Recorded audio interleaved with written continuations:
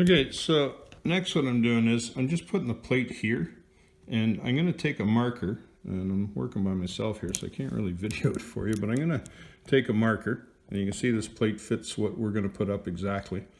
And underneath I'm going to draw a line, and that line is what I'm going to bend this plate to so that it becomes an L, and it'll have a foot on it. It'll be like this and sticking out, covering those holes so that we actually have something to screw into, okay? So that's next. That's what I'm going to do.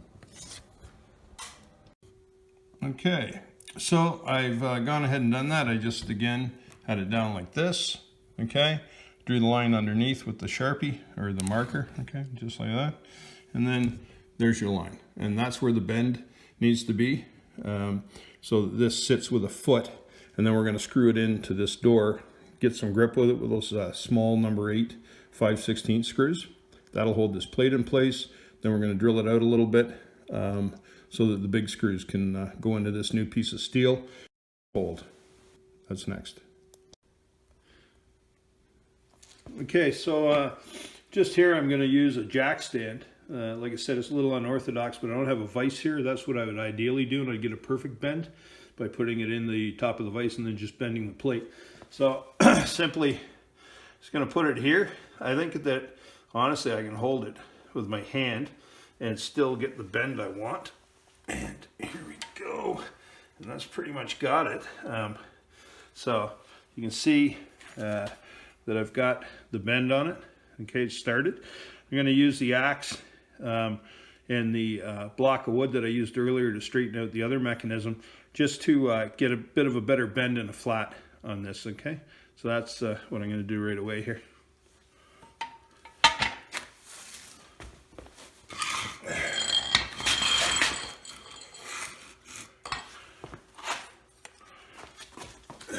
So we got it here. Okay, I'm gonna just turn this around. Just got it like this here. Right. And it's just as simple.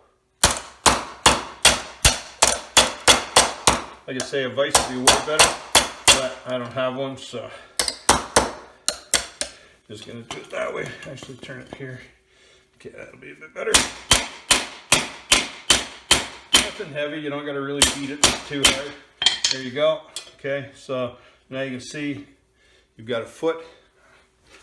Let's make sure here. Yeah, so you got the foot here, and it's bent, and that will fit. There's a plate for the door. So that's plate 1, just like that.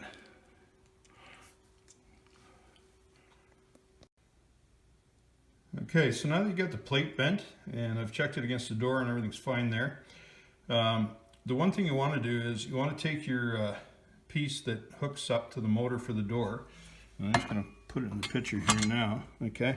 And that's how it's going to sit on top of that plate once the plate is hooked to the door, right? Now the thing you need to do is just there, you see these 3 screw holes? You want to drill, you want to mark them with a Sharpie, and then you want to drill just small pilot holes for when you put in those big screws that I showed you earlier. Okay, so I'll just take a pull out here a bit, give you an idea.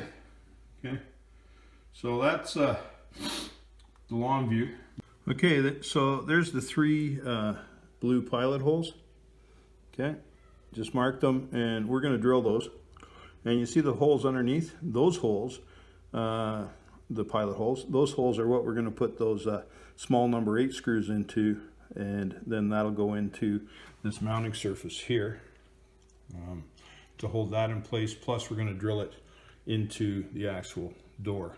Okay, and that's why you got to make sure you're using small screws so you don't put them through your garage door, or your wife won't be happy. Okay, so I went ahead and I bent the second piece of steel we're going to need for the top so that we can affix this back up there. And you'll notice on the actual piece I've just written top and with an arrow up. You'll be pretty unhappy if you don't maybe just mark it or take a picture of it, whatever you want to do.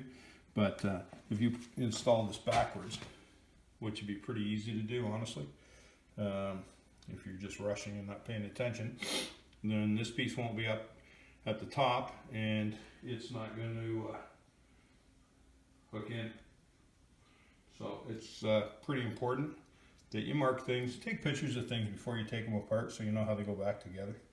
That's always a good one. Anyways, so this here piece, as you can see there, okay, is simply going to be like this. Okay, so there's got some steel to screw into, and again, I'll mark where it needs to go through the plate, and then drill it out just a little bit for guiding holes, so that those screws will take right into it and into the garage door itself. Okay, so I'll just pull back. So it's pretty much that simple. So before you drill the holes, make sure they're marked, and this is how your plates should look. Okay, like that, bent, ready to go. Then you're going to drill the pilot holes. Then you're going to put this here connector piece, okay, back. Just swing around here onto the joiner here, off the motor, okay, right there, with your pin and your O-hook that holds the pin in, because you put it away and you know where it is. All right, so we're going to get that piece on. We're going to affix the plates into the old area here so that we've got something to screw into. All right, and yeah, we shouldn't take much longer, and we'll be done. The garage door will be opening again. Okay, so now we've straightened out the hardware. You remember in the beginning it was bent there. Now it's straightened out. We've put it back on in the correct direction. Oops, correct direction there. And you can just see in the back where I did mark at top, just to make sure. Okay, so we're all ready. Pins back in. See it there? And don't forget to put the ring back into the cotter pin as it holds the whole piece on to the swing arm. Okay, so here's the metal plates that we're going to put onto the actual garage door. And I've just circled the guide holes in blue marker. You can see it there. Those are the ones that I've drilled out. And again, on the other plate, just there. Okay, that's important so that you've got something to screw into and go through. All right, make them small so that the screw bolts really bite. Okay. Okay, so I've put the two plates up. You can see them there. I'll get a little closer. Before you put a bunch of screws in to make sure that they're fixed so that when the device starts to pull the door up and down, they don't come off. Before you do that, make sure they're lined up. So all I've done here is, you can see, I've simply put in one screw here to hold it in place. And I've put one screw here on the bottom plate. And what I'm going to do is I'm going to move the mechanism ahead. I'm going to line it up and make sure that everything's fitting. If you do it that way, then if they're not lined up, you've only got one screw to take out. You can muck about, get it squared, and you'll be fine. Okay, so don't screw it all together till make sure everything's okay. Okay, so I've put the mechanism back in, and I haven't screwed anything in yet, just the two holding screws on the plates. And you can see the holes do line up into the new plate, so that's great. And I'll put a couple more screws in there to hold it proper, so that when the pressure comes on from the arm lifting the garage door, it doesn't just rip out. That'd be a bit of a waste of time. And again, same thing here, everything's lining up. So that's pretty awesome. And I'll just set that a little bit better. Pull back here, you can see. So there's the two plates in. I can screw those in now.